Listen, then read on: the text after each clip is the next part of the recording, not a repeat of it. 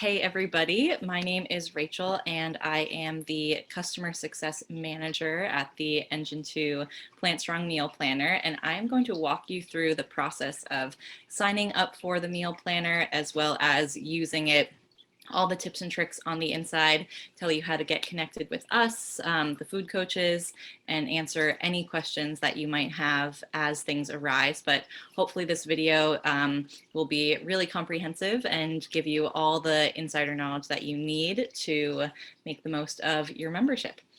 So you can see my screen here. This is what you get when you get to mealplanner.plantstrong.com.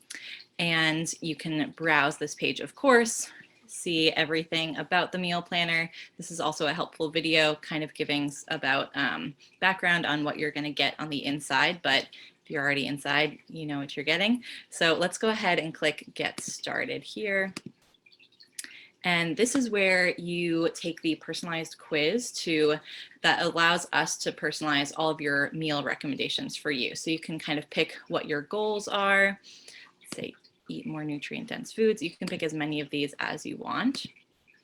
And then here's where you add the number of serving sizes you would like each recipe to be formatted to make. So one of the great parts of the meal planner is that you can increase and decrease the number of servings you want a recipe to make, whether you're making it for yourself or your whole family. So when you set your serving sizes in your preferences, you want to set it to be the one that you're most often going to cook. So for me, I'll just leave it as 1 medium appetite, and I know I can change that later. Then how much time do you have to cook? Maybe you have less time for breakfast, more time for lunch, and all the time in the world for dinner. And we'll go next there. What your skill level is. So if you want to see more easy recipes, advanced recipes, or everything in between, I like to see everything and kind of decide for myself if I want to undertake it or not.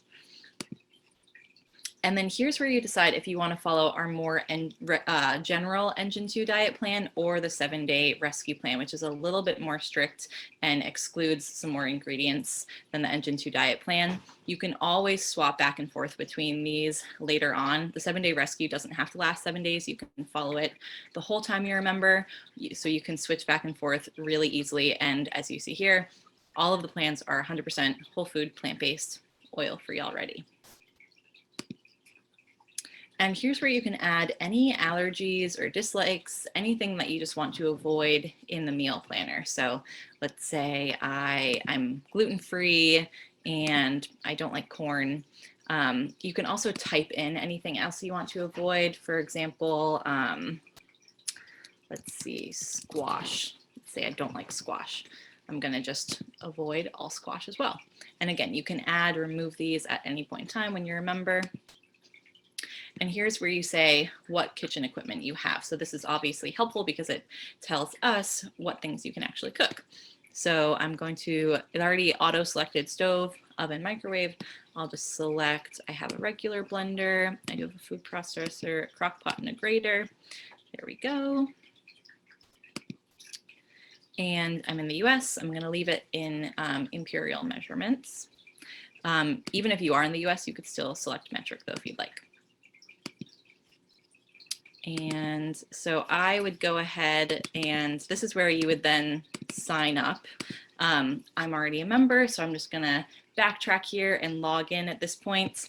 But here's where you would go through the sign up process, of course. So I'm going to go ahead and go back to our homepage so that I can log in. And I'll just click the login button right here and log right in. Great. So now I am inside my meal planner. So this is sort of the home page of your meal planner. This is what you see when you log in. And these recipes are all of the personalized recipes for you based on those preferences that you set up through that onboarding process that I just showed you. So like I said, you can edit those answers at any time in your preferences. So to do that, you would click on the 3 little lines in the corner of the screen here. And let me just move my face. You would go to preferences.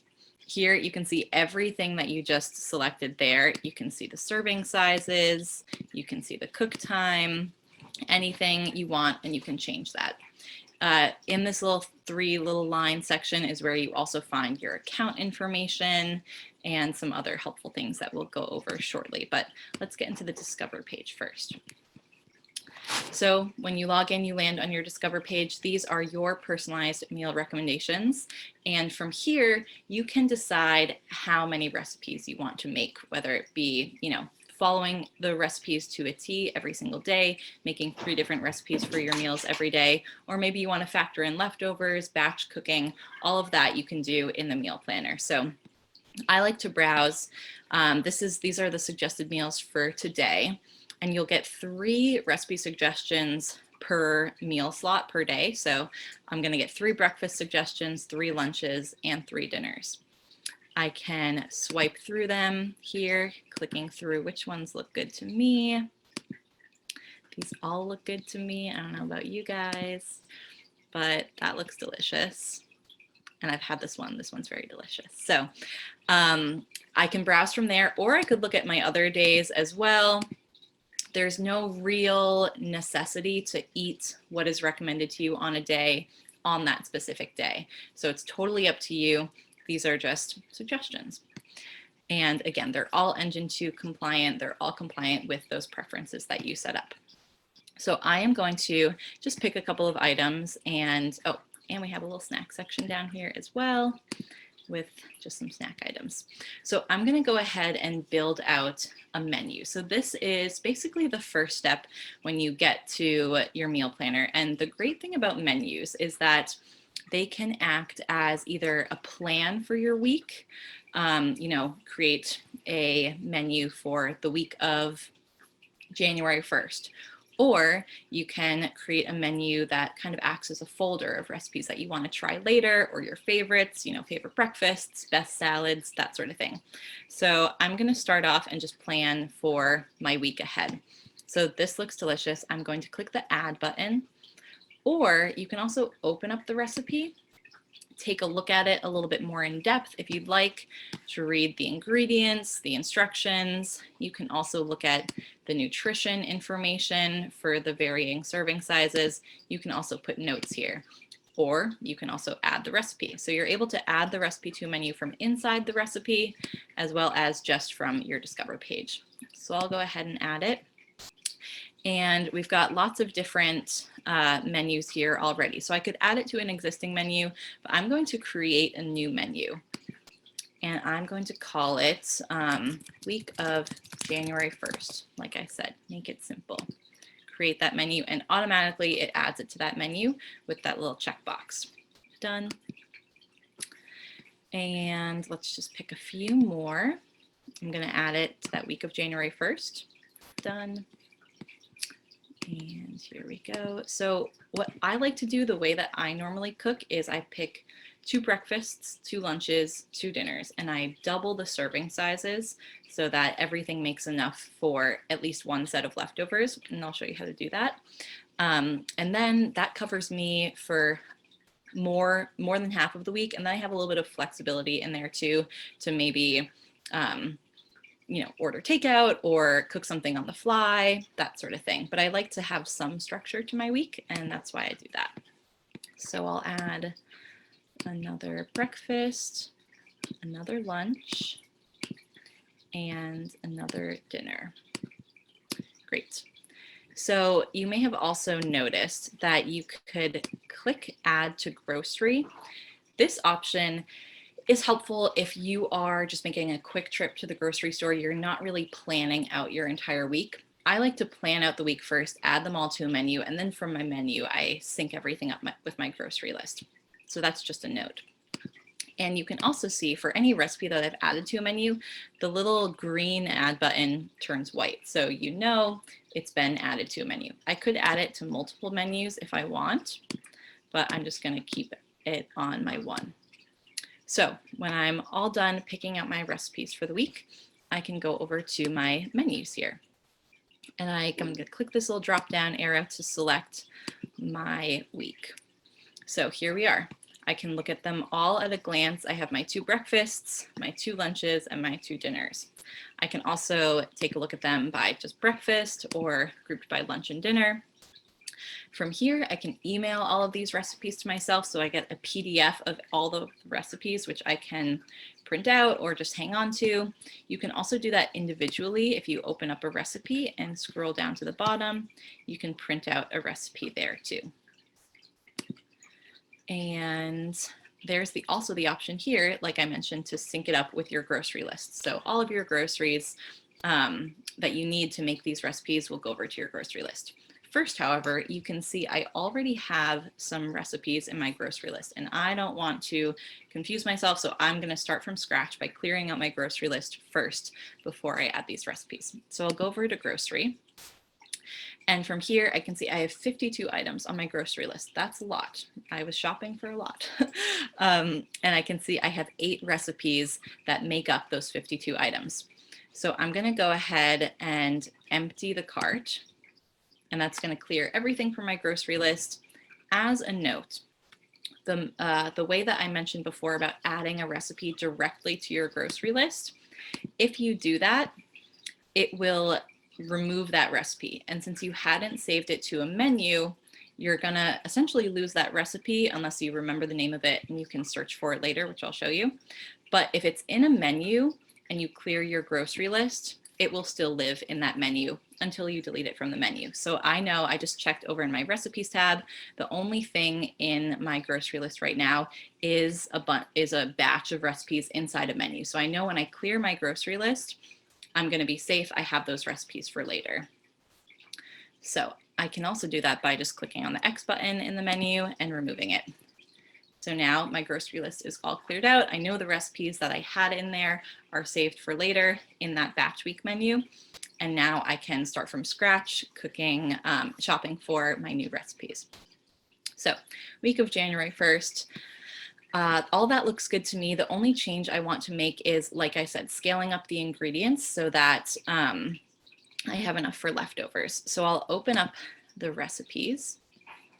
And in the serving size section, I have it as 2 medium servings, but let's say I want to change that. I click the change button.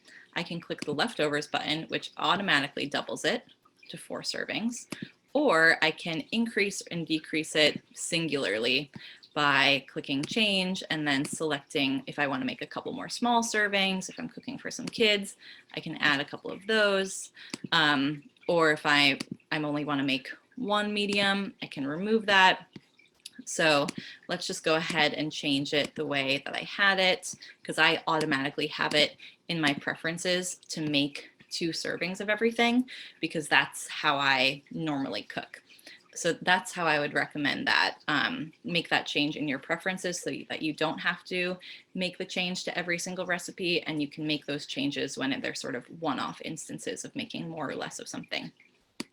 And any of those changes that I make there, when I sync it to the grocery, it'll automatically compute. So if I had already clicked the sync with grocery button and I made changes back in my menu, you don't have to worry. The grocery list will automatically update with those changes. So I'll go ahead and sync with grocery now. We can see, great, all of those items got added to my grocery list. So now I will go check it out. I can see in the recipes tab, awesome, I have my week of January 1st menu in my groceries list. And here are all of the items that I need. So here I can print this off. I can email it to myself as well. I can also add my own items. For me, I have 2 cats, so I'll add cat litter. And that'll go down in its own section at the bottom, but then you can treat it like a regular old item and check it off if you need to. I know I have a lot of spices at home already. A 48 item grocery list is a little bit daunting. So make sure that you go through and check off items that you already have. I know I have, honestly, all of these. So I'm going to check them off. And you can see as I do, that number that my grocery list calls for is going down. I know I have nut milk. I do have an onion. Definitely have garlic and dates. And flax meal, rolled oats. So yeah, I have a lot of these items. So this grocery list is not going to be as intense as it may have looked at first glance. Perfect. And you can see everything here is also organized by frozen section, non-perishables, other, and produce, refrigerated snacks, spices, etc. So from here, I can also click on any grocery item if I'm forgetting what recipe it's in. So I'm thinking, oh, what am I getting the frozen brown rice for? I'll click on that. It tells me, perfect, I'm getting frozen brown rice for my butternut squash chili protein rice bowl and my spicy red vegetable curry and brown rice bowl. So that's a reminder. So if you have any questions about any items on your grocery list, you can chat with somebody live online, which is really helpful. For example, if I see this frozen brown rice and I'm wondering, why do I need frozen brown rice? Can I just get regular brown rice? I can just click on this little chat bubble right here and chat with somebody live online. You can also send an email for later. That's me right there, so you can chat with me and ask any questions you might have about those ingredients, about any recipe, using the website, anything like that. We're definitely here to help. As a little note, the frozen brown rice is there to kind of help lower the cook time of those items, so you don't have to prep, a whole bunch of brown rice. Frozen brown rice is actually already cooked and you just have to warm it up. So once I've checked off everything on this list that I want to get or don't need to get, I can click on the print button and then I will get the list, which I can print, and it automatically removed all of the items that I already checked off, which is fantastic. You're not going to have to check off those items again. The other option is to just pull up the grocery list on your phone. So you can go to the meal planner website on your phone and just check items off as you go in the store, checking off all of these things that you get. One thing is that sometimes Wi-Fi and data in a grocery store is a little bit wonky. So just make sure that you have a strong connection if you're doing that. The other option is that you can get your groceries delivered to you through one of our amazing grocery delivery partners, Amazon Fresh, Instacart, or Peapod. So Amazon Fresh delivers just through Whole Foods. Instacart is my personal choice because you can pick which grocery store that you want your groceries delivered from. And then Peapod is just through Stop and Shop. So when you click on one of these items or one of these options, you can get your groceries automatically sent over to that grocery delivery partner. So I'll show you that here. So here we are. Here is my shopping list on Amazon Fresh now. So it automatically tells me, okay, my grocery list calls for half an avocado. Here's my avocado. It calls for 2 cups of Brussels sprouts. Here's my Brussels sprouts, and I can just add all of these to my cart super duper quickly. Sometimes there is a little bit of a disconnect with the item search. So essentially what this connection does is that it searches for all of the items for you, so you don't have to. So when the meal planner told Amazon Fresh it needed lentils, it pulled up this lentil soup already. So obviously that's not the ingredient that you need. You need canned lentils, 2 of them, but you can just get another kind of lentil and search for that yourself. So we'll go ahead and close that out. And from here, you're basically ready to cook. Once you've done your shopping or you get your groceries delivered, you can go back to cook. You can get there by clicking on that recipes tab and going back to the menu that way, or you can click on the menus there. And when you're ready to cook, you just open up one of the recipes that you want to make, follow the instructions. We'd love feedback from you guys. So many of our members send us amazing feedback. Good, bad, all in between. We love to hear it, and we read and make changes based on every single bit of feedback that comes in. You can also indicate if you would make that recipe again, and that is really helpful to us because it shows, some of our standouts when we compile our lists of our top recipes, as well as ones that maybe need a little bit more work. And we always make those changes. In addition to the regular meal planner features of finding recipes, building menus, and doing your groceries, we also have an education center. So I got there by clicking on the 3 little lines in the corner of the screen, click on Education Center. And here is where we have a lot of helpful articles for using the meal planner, about Engine 2 in general. So you can click on the beginner's guide. That's my main recommendation when you're just getting started. And we have a lot of helpful information there. We have Rip's favorite recipes, what to do if you got a little carried away and added way too many items on your grocery list, just how to use the meal planner, some of those top rated recipes like I mentioned, the Engine 2 starter guide, all of that is here. So if you have any questions, like I mentioned, you can of course chat with one of us, but you can also check out our education center and probably get one of your questions answered there. So in addition to all of the recipes that you get recommended to you on your Discover page, you can also browse all of the recipes in the meal planner by clicking on the search bar. So from here, you can look at all of our breakfast recipes at once. If you're craving a burger, search for burger. If you want to look at our Engine 2 pizza recipes, you can see those. These are some exciting ones that we just added. So you'll see that little flag on there when it's a new recipe as well. You can also search by specific ingredients too. Say you have some leftover kale in your fridge. I'll type in kale and maybe, lentils too to use up. You'll see all of the recipes that we have that call for both kale and lentils. I like to do this because I often like to shop based on what's on sale at my grocery store or what's in season. So I'll just search for those specific items and build my grocery list off of that. To add a recipe to a menu from here, you can click on the little plus sign, or you could open it up just like the other recipes and click on add and add it to any grocery list that you'd like. Also from here, you can search for recipes based on maybe some straggling ingredients in your grocery list. So I'm going to check on my grocery list, see if there's anything like a half of something. Half a tomato, for example. So I don't want another half of tomato sitting in my refrigerator for a week and I'm maybe going to waste it. So I'm going to go ahead and search recipes with tomato. And I can pick a recipe that might use up the other half of that tomato or that I might use tomato in instead. And I can add it to my menu.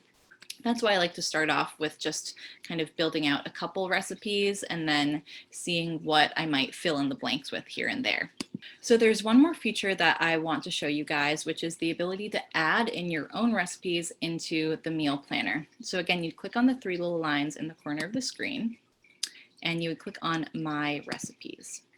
And from here, you're able to add your own recipes, maybe from your favorites that you've had over the years, maybe from an Engine 2 cookbook that's not in the meal planner. You can add that here so that you're able to plan and shop for all of your recipes in one place. So I can click Add New Recipe.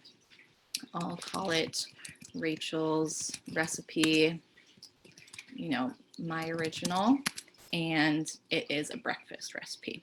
Then I'll click on next. I know the ingredients to make one serving of it, so I'm saying that it'll make one serving. From here, I can add all of the ingredients that I might need. We'll say banana, one of those, and we'll say an orange. I like to eat fruit for breakfast. This isn't really a recipe, but you get the gist. And then you would add whatever steps you might follow to follow that recipe. So enjoy. Add recipe and then save. And then from here, I can add this to my menu. So I'm going to add it to my week of January 1st menu. And then I'm going to go check it out. There it is right there. And since it's already synced up with my grocery list, when I go to my grocery list, I'll see that the banana and orange that I added are right there. So that makes it really easy. You don't have to work with a bunch of different grocery lists or different sites. You can just have it all in one place. So that is the general overview of using the Engine 2 meal planner. I hope that was helpful for you. And if you have any other questions about using the planner, please don't hesitate to reach out to our team. We are here to help you guys make the most of your memberships and really achieve everything that you're hoping for. So again, you can see my little face in the corner of the page and chat with me or one of my teammates. And it was great, great chatting with you.